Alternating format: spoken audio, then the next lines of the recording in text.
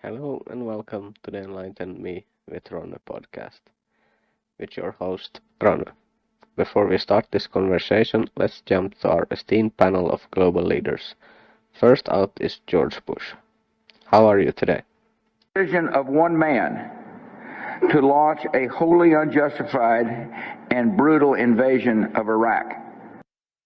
Okay, well that's weird, but let's hear from President Joe Biden. And now is the time when things are shifting. There's going to be a new world order out there, and we've got to lead it. And we've got to unite the rest of the free world in doing it. So, Oh, really? Well, how about Canada? Justin Trudeau. What are you planning? Building back better. Okay, how about the Australians? What is your plan? We will be looking at what contact tracing looks like in the New World Order. And yes, it will be pubs and clubs And esteemed Klaus Schwab at the World Economic Forum. In short, we need a great reset. World Government Summit. Your thoughts about the subject? At Dubai Expo 2020. And the title of this session, are we ready for a new world order? Okay, let's change subject. What is COVID-19, Mr. Gates, if you will? It's a disease mainly of the elderly, kind of like flu. And we have some sad news, I hear. Well, sadly, the virus itself, particularly the variant called Omicron, is a type of vaccine that. We do have some great news, doesn't we, Hillary? Unconfirmed. Yes, we came, we saw, he died. Did it have anything to do with your visit? No, I'm sure it did. I also hear that we have an unjust war in Ukraine. So who are we fighting for? Right now, it's a critical time because we know that we not only fight for Ukraine, we fight for this new world order. Well, there you have it, our esteemed panel of elites. Instead of talking to those guys, I invited Steve Poikonen from Slow News Day, and also with the new show you guys are running today, AM Wake Up. How are you today? I'm fantastic, man. Thank you for having me on. Good to be here. Yeah, I'm looking forward to this conversation. We are going to talk some current events and stuff like that, but before we do that, you have been talking about Commander X and Julian Assange and trying to get them out of jail. First question is, I'm not really sure who Commander X is and what did he do. I saw that he was out of jail now. Yeah, so Commander X was one of the original members of the hacktivist collective Anonymous from, way back in the day. He took part in some of the more high-profile ops. I can say that because it's in a book that he wrote, a couple of books that he wrote about some of his experiences, behind the Fox mask and everything like that. He had been the target of an FBI investigation into a series of DDoS attacks on the city of Orlando because they had jailed Food Not Bombs volunteers for feeding homeless people. That's why they were arrested and thrown in jail. So there was a protest action over that. And there was a protest action for a similar thing with Food Not Bombs and treatment of the homeless in Santa Cruz that he had also announced to the world that he had taken part in. And that resulted in a 10-year kind of cat and mouse game with the FBI, where X fled the country, was up in Canada for a long time, and then sought a political asylum as a persecuted individual by the U.S. government in the country of Mexico, and was given it. He quite literally walked and documented his way from Toronto, Canada to the Mexican border, where he surrendered himself to the government, sought and was given asylum. And then through a paperwork glitch, which we later found out was a result of a live stream that X had done with me and the co-founder of Food Not Bombs, Keith McHenry. Some Fed saw that live stream and decided that it was time to end X's freedom and asylum in Mexico. So he was extradited, spent a little bit more than a year in jail awaiting trial. He's now out of jail, but has a second court hearing where the city of Orlando is trying to come after him personally for some ridiculous amount of money, $75,000 or something like that, that they claim they lost over the DDoS attacks, which took place over 1 hour on a Saturday that thousands of people participated in.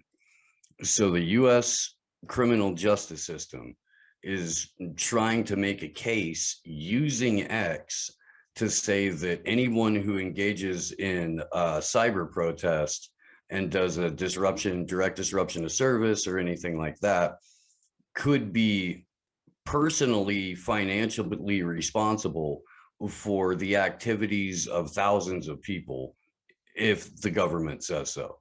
That's where we're at with X right now. Okay, so it sounds like the original left, like trying to take care of the people, but the government stand in its way or something like that. Yeah. I mean, with Julian Assange, at least, he's about to be extradited to the United States. There is a final appeal before the UK magistrates panel, but in all likelihood, he'll be getting extradited here, where he faces a kangaroo court and 175 years in prison for being a responsible journalist. Yeah, he reminds me of the Alex Jones trial that Julian is going to get. You can't defend yourself and they're just going to determine how guilty you are. And you can't really say anything. Well, and there's a direct line between Julian Assange getting illegally trafficked out of the Ecuadorian embassy in London back in 2019 and all of the subsequent attacks on journalists and all of the super ridiculous internet censorship going forward. Nobody in the mainstream press stood up for Julian Assange. Hardly anyone in the independent media would be said like, hey, look, it doesn't matter what we think of this person or what we think he might be. This is signaling open season on everyone that does what we do. We can't have this. That didn't happen. So now you've got Alex Jones's kangaroo trial. You've got James O'Keefe and Project Veritas getting raided. You got Tim Pool getting swatted. You've got Emma Lipp in Germany, who was tried and convicted in absentia for reporting in Ukraine. There's a UK reporter who had his finances frozen because he was reporting on Ukraine. My friend, Eva Bartlett, is on a freaking kill list for reporting in Ukraine. Number of my friends have all been cut off from PayPal, kicked off of YouTube, hit with economic sanctions in some way or another to make it financially impossible for us to make a living doing this. So, I mean, it's an open war on truth tellers and independent media. Yeah, I would agree with that. They're doing a super good job though, because I don't think anyone have heard anything you have said here. Like if you'd ask a normie on the street, they don't even know who you're talking about. Maybe Julian, most people have heard about, but yeah. Well, or if they've heard of Alex Jones or if they've heard of Project Veritas, it's only as like conspiracy kooks or Trump loving, you know, whatever, and nobody wants to take 10 minutes to actually look at what they're talking about, because if they do and you follow up on it, you find out that, yeah, some of it might be, you know, delivered a little sensational, but the core of what these guys are talking about is usually more often than not the truth. Yeah, for sure. And yeah, James is he's doing most of his hit jobs on the left. So I get why they call him right wing, because well, he is, but he's doing a great job. So you can't really argue the information that he puts out. You just have to argue that he's right. And Yeah. I mean, well, and you have to put it into context too, because it is strictly partisan. And there's no, the truth doesn't align itself with the political party that you like. It just doesn't. But what that reporting gives you is a clearer picture of how, you know, a particular target of that propaganda really does operate. So when you put it into context with everything else that you know, it is an invaluable resource to have a clearer picture of how power moves. yeah, for sure. About power, we had the Trump raid this Monday. I don't see any way how you do what they're doing at this moment without starting some serious trouble in the US. Because if they put Trump in jail, that's it's not like DeSantis and what's the woman in somewhere in Middle America that never locked down. Like they're going to step in and take over, and the right is going to be satisfied. Kristen Noem. Yeah, South Dakota governor never locked down. Like if they went and battled for the presidency, I think they even can beat Trump. But the people, if you're just taking him and putting him in jail, you have some serious issues. I don't see. Do you see a way out? How would they go back? I don't think this. Okay, I'm not totally unconvinced that Trump didn't set this whole thing up himself. It wouldn't surprise me to find out that he had a hand in it. But if we're just taking it on its face, what it looks like to me is a very, very cynical way to keep the reality TV series that was the January 6th hearings going for season 2, where they can have start this stuff right before the midterms. They can try and get Alex Jones's cell phone introduced as evidence. And they can try and drag out this 6 years of Russiagate garbage and 6 years of the only way that anybody knows which Democrats are alive today is because we're covering Donald Trump and they're here to talk about it. That's what it looks like to me, is that the Democrats know that they're failures. They know that they don't have any chance of any sort of legislative victories either this year or the 2024 presidential race. And the only way they can stay relevant is if they keep Donald Trump front and center. It didn't work for them at the ballot box, but their fundraising's never been better. The cable news ratings were never better. All of their donors made more money than they ever had. So it's a really good gig for the Democrats to have Donald Trump be the public enemy, regardless of whether or not they win. If they lose, then he's just a fundraising gimmick for another 2 to 4 years, as long as they can keep him in the spotlight. But the second that Donald Trump isn't in the picture anymore, what happened? Everybody looked around and they were like, gas is $7 a gallon. Milk is $8 a gallon. My rent just went up 350%. My insurance is up. I haven't changed anything about the way I do, what the fuck, Joe Biden? And then he's like, oh, it's Vladimir Putin's fault. No, Vladimir Putin didn't raise my gas prices. Vladimir Putin isn't my landlord. No. Oh, well, look, Donald Trump hid nuclear codes. We raided his house and everybody just, and that's what they're trying to do now, is just make sure people don't look at what Joe Biden's actually doing to the country. Pay attention to what we tell you Donald Trump might have done.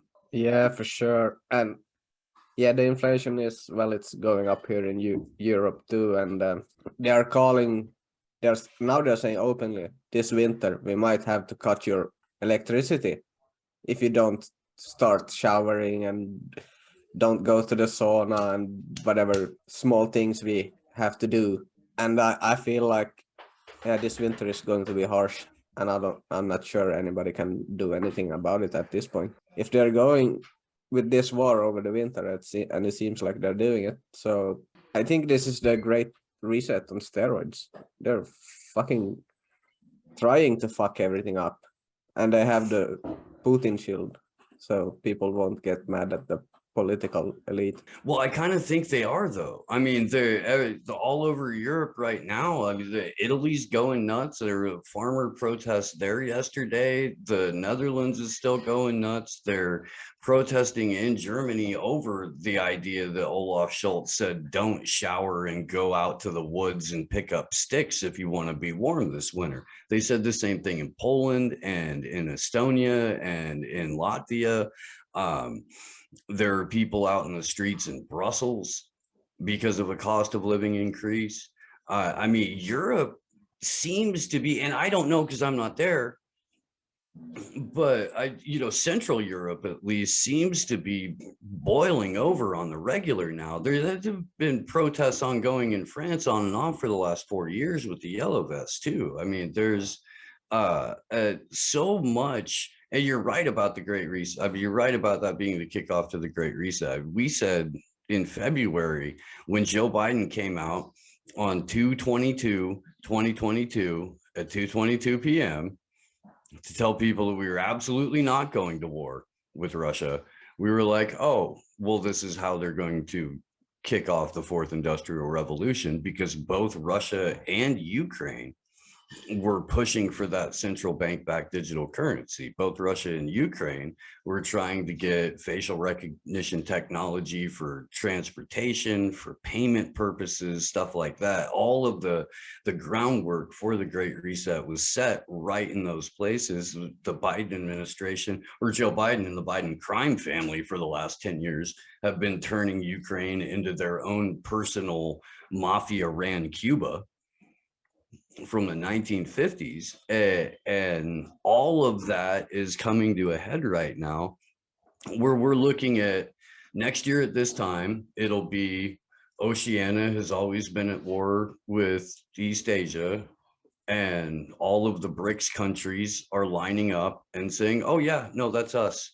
And the West and NATO countries are like, oh no, we're totally Oceania here. We are. The problem is East Asia has all of the real resources, and they have all of the trade agreements with all of the other countries with the real resources. And what does the Great Reset need? All of those raw materials to power it. You don't have a Great Reset, Ronnie, without lithium and without coltan and without cobalt and without, the rare earth minerals. And we don't have those as NATO states. All of that comes from countries that we've either been invading or destabilizing and installing like right-wing puppet strongmen so that we can come in and get mining contracts. And if it breaks that there's an alliance over the winter between all of the BRICS nations, Russia and China and Brazil and India, their Great Reset's kind of hosed because they won't be able to power it. Yeah, that's I'm not so sure, because they're doing the Great Reset, the World Government Summit that was in Dubai.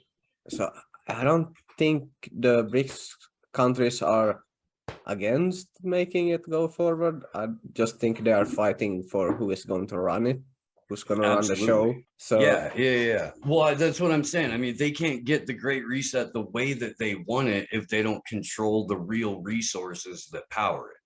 And right now, the World Economic Forum doesn't have the relationships with the countries that have the resources that will power the fourth industrial revolution. That's all of the, and I'm not saying that the BRICS nations don't have similar goals.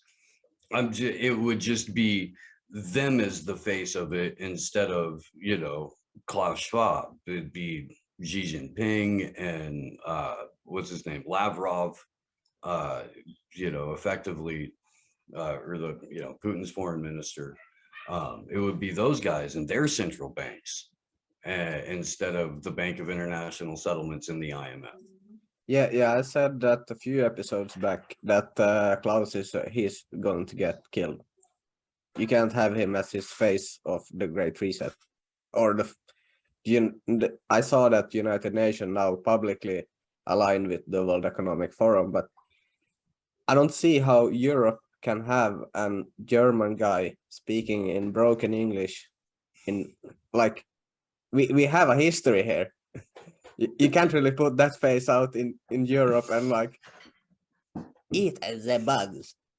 I don't think that will fly. So yeah, it's like they think everybody has a real short memory. It's like they think the internet doesn't exist. It's like they think you can't find direct records that show that Klaus's father Eugen was running oh god, I can't remember the name of the company right now. Escher Weiss was the company that produced turbines and stuff like that for the Nazis. They were a National Socialist model company under Hitler's regime. And he's a dual citizen, so he kind of like tries to get away and play Swiss more than German, but it's still the same voice. I kind of see Klaus Schwab though, like, I don't necessarily think that he's super evil.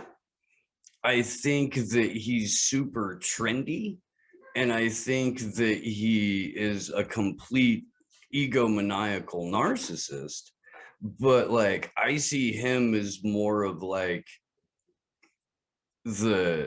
he wants to go, he actually wants to go show up to the hot yoga classes at the World Economic Forum. He actually wants to go show up to here's how you can live to 170 on microgreens kind of stuff. Like, he buys into that kind of shit because Henry Kissinger doesn't pick people smarter than him to mentor. Henry Kissinger picks people who are going to be obedient to him to mentor. That's why it's Hillary Clinton, and that's why it's Klaus Schwab, but that's why when Kissinger swoops in and takes somebody under his wing, it's always somebody that's brandable, blamable, and ultimately not all that bright. Yeah, I can see that you need to have a guy out there. If it fails, you just push everything on that guy and just continue from another side. I mean, that's the best way to do it, I guess, if you're going to try. Well, we're also talking about like bloodline dynasties and stuff like that when it comes to things where the whole reason that these people still have generational wealth is because they've been able to recruit, build up, and ultimately throw under the bus perfectly good scapegoats. While everybody turns their head, they just pick up the bags of money and change the name of the company, or build a couple of new shell companies, and then have a cousin with a different last name go be the CEO of it. Yeah, for sure. They're keeping it tight to a tight circle. But something I wanna mention when you talked about the European countries that are rioting at this moment and trying to get back their stuff. So that's not something that is shown here. You don't see it if you don't look it up and try to find the videos. The one time they mentioned it was the guy that got shot at from the police in Holland. I think 16-year-old, I think, some young guy. Yeah, and he was a kid who got behind the wheel of a tractor and started driving off. And I watched the video. It looks like they were shooting at his back. Yeah, at least from the side, because I saw the media report that he was trying to drive over the police. Then you see the video. The police is like at least 10 meters. I don't know what that's in feet, maybe 6-something feet or whatever it is. Mm-hmm. Yeah. So he's not in danger at any point, and he just fires at that they talked about, but the rest is some small news, maybe 12 o'clock on a Sunday night. They put up a small article that nobody sees. I'm not trying to pretend like it's wall-to-wall coverage of European protests at the American media. It's not. You see things on Telegram or you see things on Twitter. You try to proliferate that kind of video footage and get it out there to compete with the narrative. But no, I mean, it's, you know, it's what we see and what we report on, but it's not talked about really at all. Yeah, that's you mentioned what's her first name? Emma? I know it's a K Barlett. Oh, yeah, Eva. Eva, yeah. So yeah, I follow her on Telegram, her chat, and I'm watching what she is posting, and that brings in the Amnesty report. I think one guy had to resign because they said that the Ukraine is harboring soldiers in schools and villages, and that if you have followed the alternative media, you have seen the pictures. It's nothing new there. I guess it's everywhere. It's the same. You have to.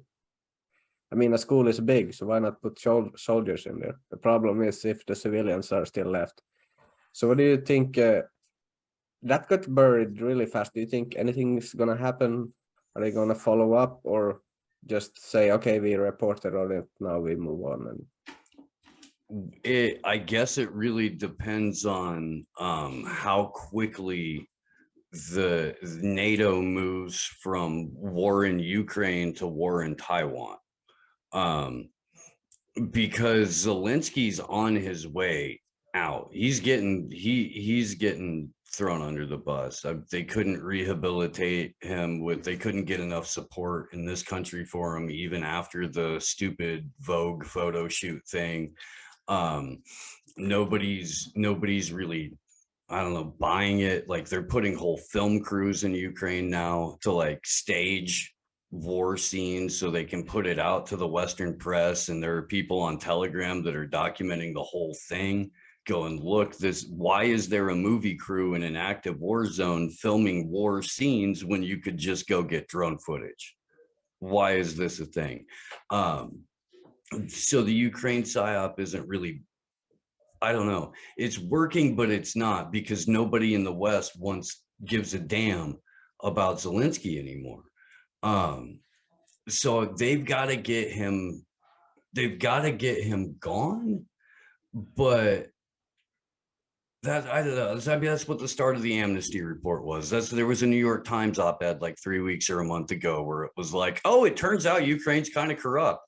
We know because we looked at our own reporting from right before this started, and we found out that Ukraine was really corrupt based on our own headlines. So we're going to have to get to the bottom of this. CBS put out a report that they've been shooting since April about how corrupt Ukraine is, and about how none of the weapons we're sending over there are actually getting to anybody that's part of the Ukrainian army. They've got a guy on there that they're like, well, yeah, 70% gets stolen, but it's the 30% that count. So that's why we've got to keep them coming, you know? And like, that was his justification for it. I'm not even kidding. We played a clip, but CBS had to pull the documentary, and one of their guys had to apologize for accurately reporting on what's going on in the country. It's out. People have the opportunity to be aware of it. It's going to pull back for a little bit, but as we get closer to ramping up some bullshit in Taiwan, I apologize, I don't even like to swear on the show. It's whatever, go for it. But yeah, I mean, as we get closer to war with Taiwan, we're going to see more Amnesty type reports where you're going to get other organizations and, you know, effectively CIA cutout groups that will start to report negatively on just one aspect of it. And then it'll be, well, we've got to get rid of, you know, this particular coalition in Ukraine, and then we'll be able to leave. Everything will be fine. But I think we'll see some cheerleading for Ukraine for a while before you start to see more reports and more follow-ups on the amnesty thing. Yeah, that's usually how it goes. They put out some tester articles like, maybe he's not the best guy, and they probably just look at the data, how many people shared and read and stuff like that. But yeah, the Taiwan thing, we had Pelosi going over there, and everyone was like sitting on, like tension was high if something's gonna happen. But then you look at who is she meeting. She's meeting the two guys that are making the what's the chips manufacturers, and Yeah. she basically went there to, I guess, tell them something about her husband is going to invest somewhere, I guess, and asked for that and came back. Yeah, her husband had a big he pulled out of a US chip manufacturing company called Nvidia about 2 weeks before, or a week before, her trip was announced. Then we find out she's taking her son on this trip with her. So it's not just Nancy Pelosi goes and meets the heads of the two largest silicon chip manufacturers on the planet. It's Nancy Pelosi, it's bring your kid to work day. And she's got her 53-year-old son meeting all of these executives and all of these politicians. This is, and same kid, Paul Pelosi Jr., up to his eyeballs with Hunter Biden and Burisma and all of these other businesses in Ukraine.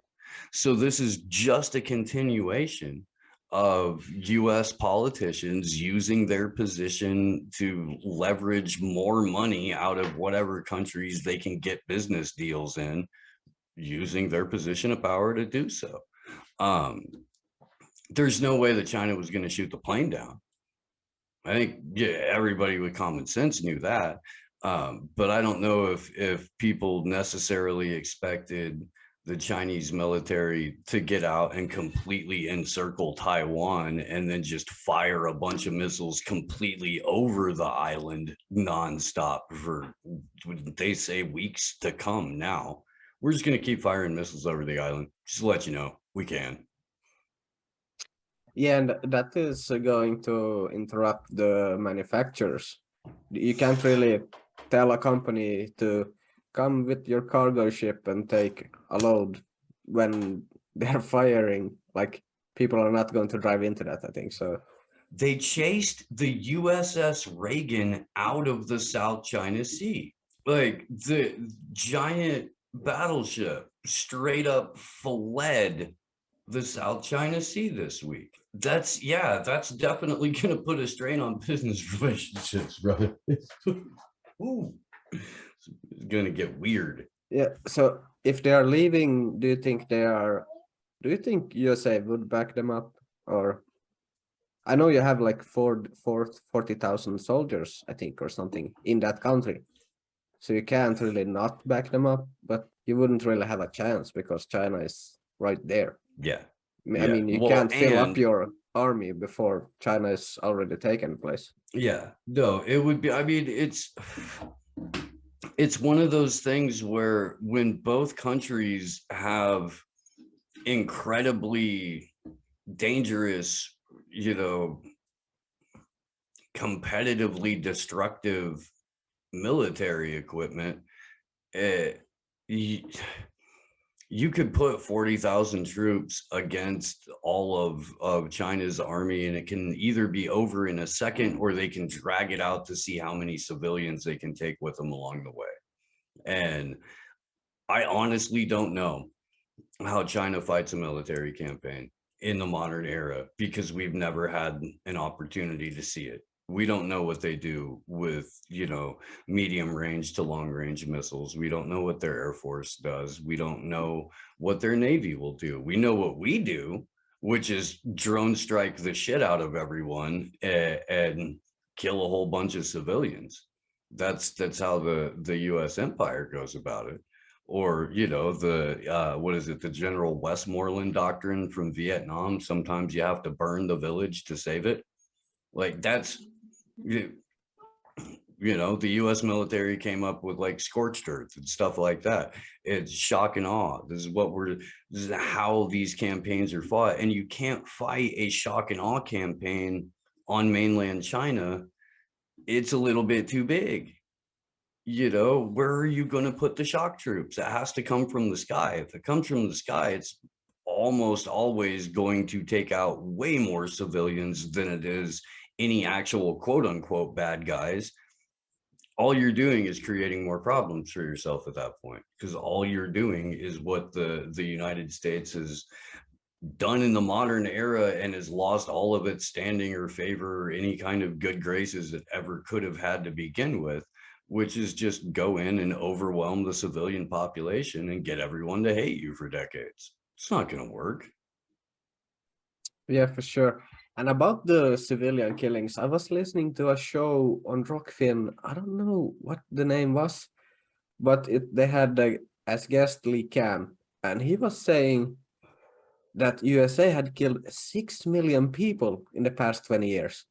And we know in the Middle East, the reporting is 90% or above is civilians. I don't know where exactly he took the 6 million. I guess it's South America and Africa, and you have like 260 bases. You're killing people all over the place. But the United States has 1,000 military, a little bit over 1,000 military bases worldwide, and that doesn't count forward operating bases, it doesn't count lily pads, it doesn't count black sites, and it doesn't count joint military operation command centers. So we're probably easily over 2,000 sites around the globe right now, or all over the world, however you want to look at the shape of the planet. I'm not here to judge you. The freaking, we've been drone bombing, let's see, since Obama took office, we've been dropping drones in, I think, 9 countries on the regular. The rate of which from George Bush to now Joe Biden has more or less doubled with every president. Barack Obama dropped twice as many drones as George Bush did. Donald Trump in 4 years dropped twice as many drones as Obama did in 8. Joe Biden is on pace to beat Donald Trump. If you're doing it in Somalia, if you're doing it in like 8 other African countries that we shouldn't even be in the first place, where we've dropped drones. This is also counting the destabilization and overthrow of Gaddafi in Libya. You know, 6 million might be conservative, because we easily killed 2 million Iraqis over the last 20 years.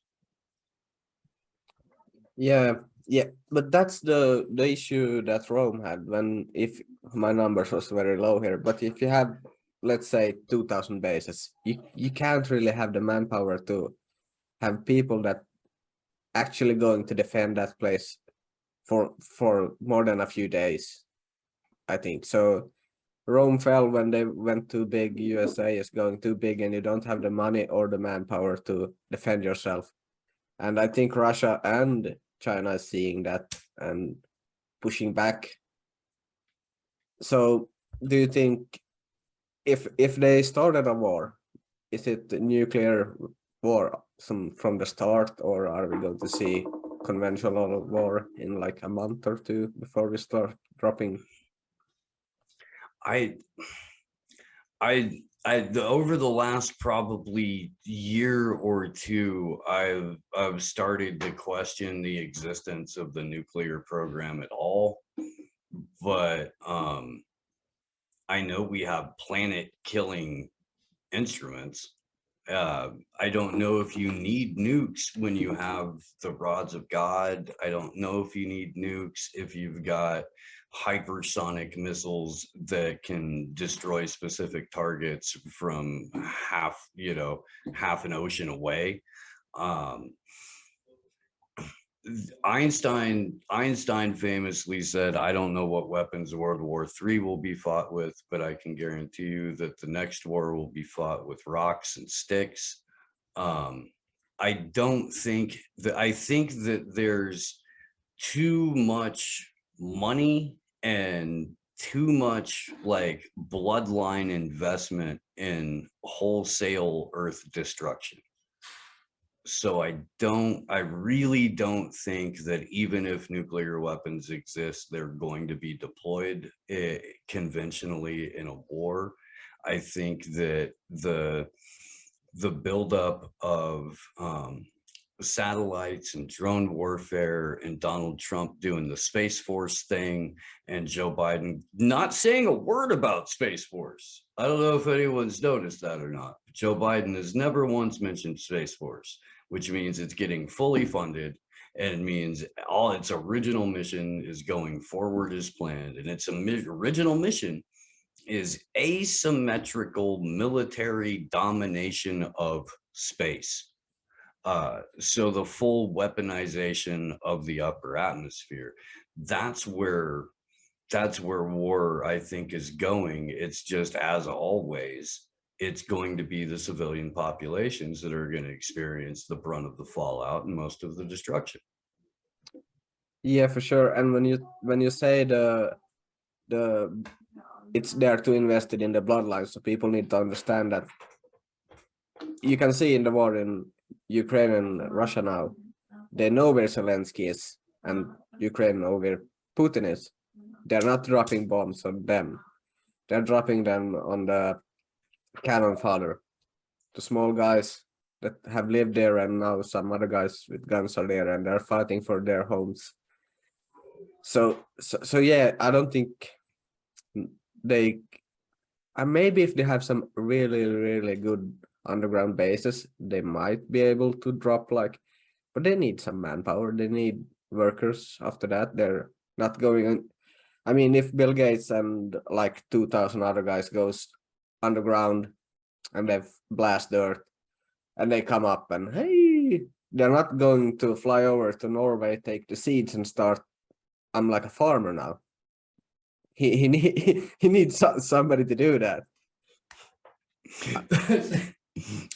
That's hilarious. No, you're perfectly correct. You are.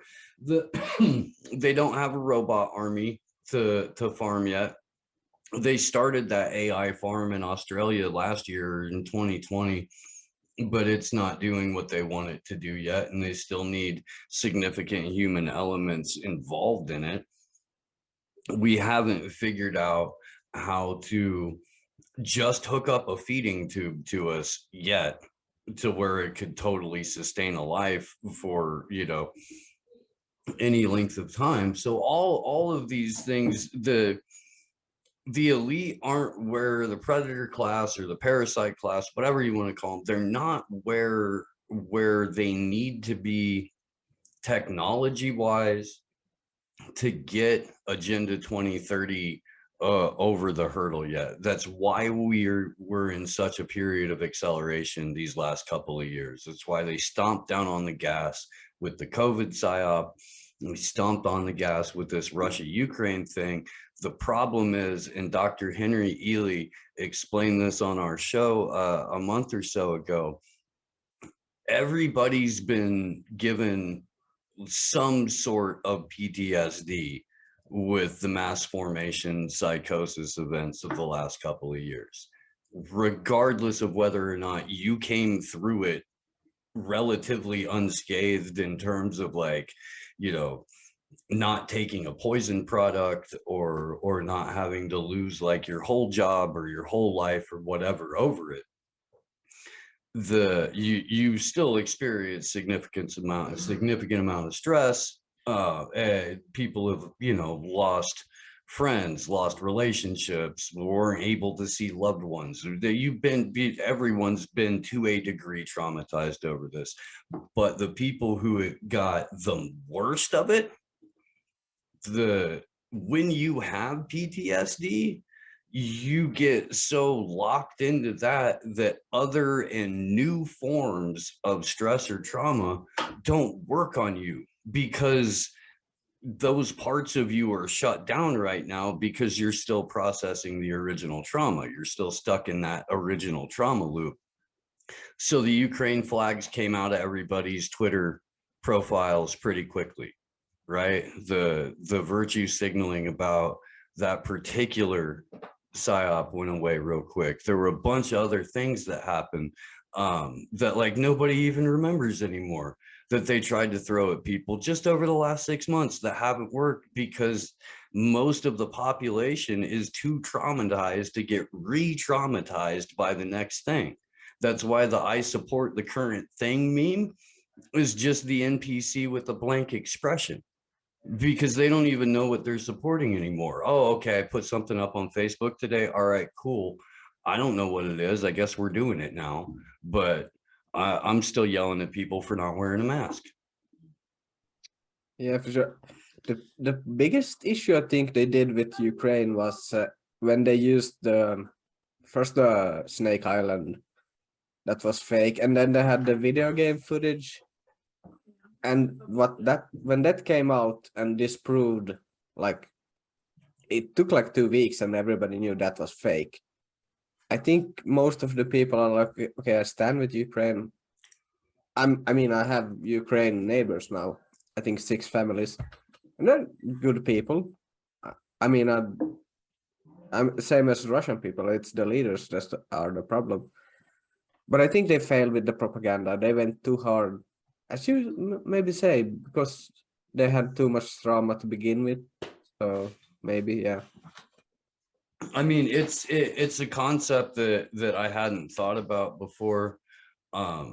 Dr. Ely's super cool. Really, you know, really good interview in the first place. And but yeah, I mean, that's how he broke it down to us, was that you can only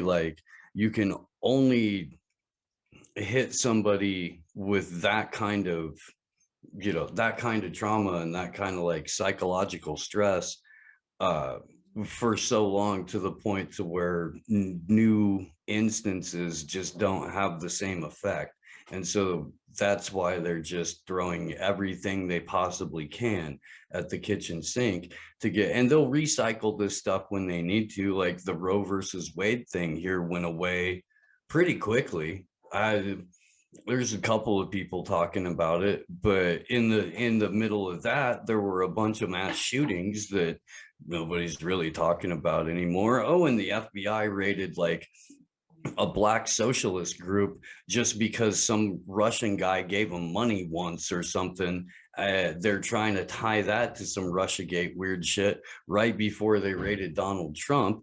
You know, I mean, there's all this kind of stuff that's just like, it's not really working anymore. I don't know, you know, I'm sure they'll get people to do dumb things like vote or believe in politicians. Like, I'm sure they will. Because people are that's a default setting. But I think more people are breaking away from that as a default setting every day. And that's why you see them going kind of crazy with the censorship now. Yeah. This is funny because I listened to Timcast earlier today, and he had the former intelligence guy, what's his name? Jack Posobiec on, and he mentioned the black guys in Florida that got raided, and he was like, yeah, the Russian, that's how Russia is going to take over USA by funding black communists, and then you say it this way, and I'm like, this is why I listen to so much podcasts, because you get every fucking guy has different opinions, and you have to try to piece it together, and I like it, because when you said that Trump is maybe orchestrating this raid by himself, and when I heard that on No Agenda, I was like, holy shit. The best argument they brought up was that no media was on the spot when it happened. The last few times when Stone was raided, and CNN was right there. Yeah, they got tipped off. This time he has to come out himself. Hey guys, I'm getting raided. Start the news cycle. So no, that's I didn't even, I honestly haven't made it far into that with the Thursday show yet, but God, dude, I can't believe people listen to us for 3 hours a day. I don't have a 3 hour sitting for no agenda anymore. I love them and I will listen to it, over the course of the week. But no, here's the thing though. The stuff that they're going after, the stuff that they said that they took, that's all stuff that the FBI already knew that Trump had. They knew what safe it was in. It was the FBI that told Trump to put a different lock on it. And that's the lock that they're saying, oh, we had to break a lock to get into the safe. It was on the safe at the FBI's request from like back in May or some shit. The whole thing seems super just, I don't know, concocted, I guess is the word that I was reaching for. Because I just showed a Claire retweeted a clip of some brilliant auto-tune mashup thing of James Comey and Hillary Clinton, where Comey's going over all of the stuff that they're going after Hillary Clinton for, including all of the top secret and all of the classified things that she had on an unsecured illegal server in her private residence. And she's claiming privilege, but the former president doesn't have the same privilege. Barack Obama took 33 million documents with him. A lot of those were classified. Some of those were top secret. Nothing. So you're going to tell me that all of the sudden the Justice Department has reversed a long-standing policy for the entirety of the American government based solely on the fact that what? You don't like the guy? That's not constitutional. It's a joke. I actually have a small information here that you may not have heard, because I listened to Breaking Point, and they're the mainstream news that I get. And they told me that Trump refined the law because Hillary took the email, so I was like, I'm gonna put her in jail. So he strengthened the law so it would be easier to put her in jail, and now they're using that against him. Oh, that's hilarious. Yeah. So I think he may have shot himself in the foot. I'm not sure, but it looks like it. But yeah, the point stands though that the FBI has been aware of all of this for months and months and months and months and months, and that there doesn't seem to be any justification whatsoever for the actual raid itself. If they raided a safe that they added a lock to. Yeah, that's the weird part. I think I saw something about it's 18 months ago, and Trump was like, I'm taking these papers. FBI comes with him, or at least talking with him, and like, okay, put it over there, and we lock it, and we go home. And now 18 months later, they're like, holy shit, he has. First, this was nuclear codes, but now they're like, oh, we are looking at the entire scope of his entire presidency and trying to find something. And I mean, I guess they will find something. He's not the brightest guy, so he probably said some stupid shit that they can do something about. But if they do that, you have the ultra MAGA guys with guns, and they're ready to go.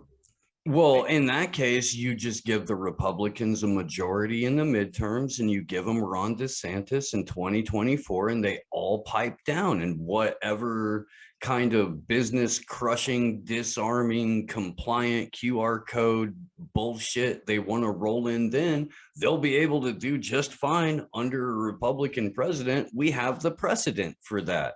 That's what Q put people to sleep.